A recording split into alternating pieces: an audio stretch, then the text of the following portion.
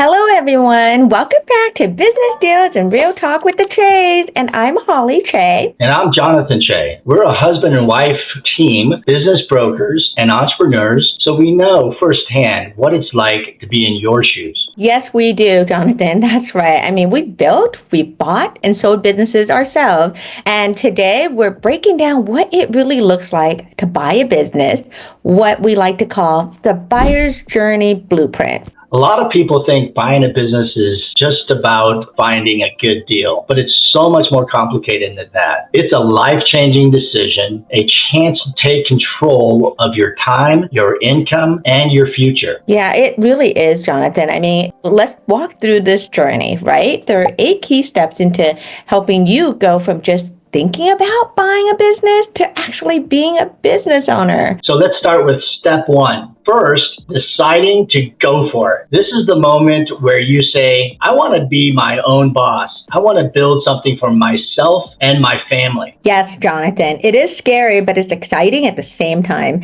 So you don't have to know everything. Just be ready to commit and stay curious.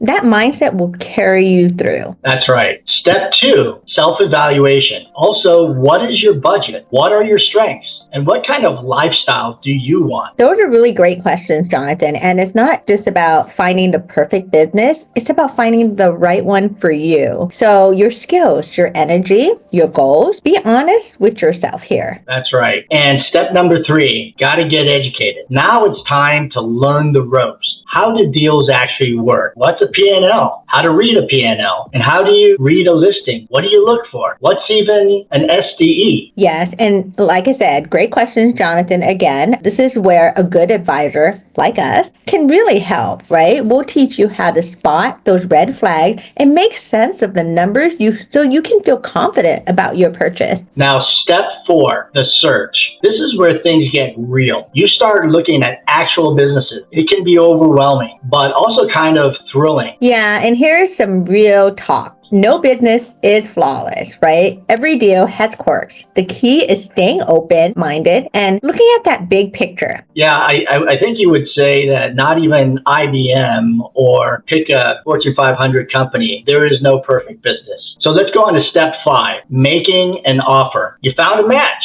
Great. Now it's time to put an offer in, usually with a deposit that shows that you're serious about buying the business. Yeah, and this is when having an experienced attorney is a must, right? Contracts, contingency, this part gets really technical fast. Now to step 6 and due diligence. Okay, you've made an offer, got it accepted. Think of this like a home inspection, but for businesses. You're verifying that what the seller says is actually true. Mm-hmm. The numbers, the business, the quantitative as well as the qualitative aspects of the business. This is a very important step. Absolutely, Jonathan. And I mean, this is where, right, we look at financials, legal stuff, employee system. You dig into all of it. I mean, your accountant, your attorney will be key players here as well. Now you've gone through all of that. You like what you see, and it comes to closing. If everything checks out and all of the contingencies are met, you're ready to close. Lots of work has been done, and now is the moment where you're about to own the business. You transfer the money to escrow, you sign the documents, and boom, you own your very first business.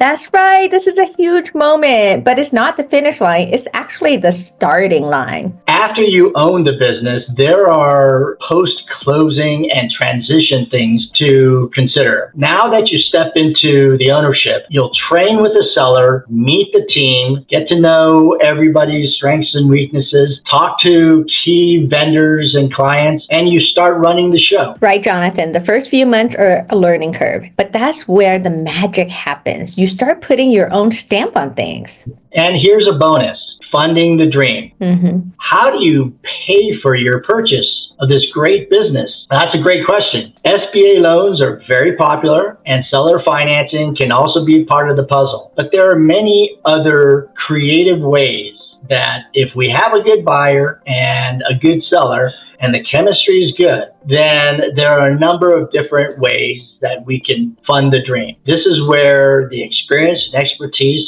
of a good to great business broker can really be helpful. Yeah, well said, Jonathan. Honestly, a good business intermediary is key. Some buyers even use retirement savings, such as like special plans like the Robs program. I know we had a buyer that used that. There's no one size fit all, right? It's about finding what works for you. That's right. And the power of having the right team. Here's what we know for sure. Trying to do this alone is tough. That's why having a solid team is everything. It really is, Jonathan. Like I said before, your CPA, your attorney, and your broker are your dream team. And yes, we're totally biased, but having an experienced business broker can really save you from so many headaches. Holly, did you know that on average, it takes a business broker 150 to 250 hours along with their support staff to get a deal from start to finish to the closing table? Wow, yeah. And that's the heavy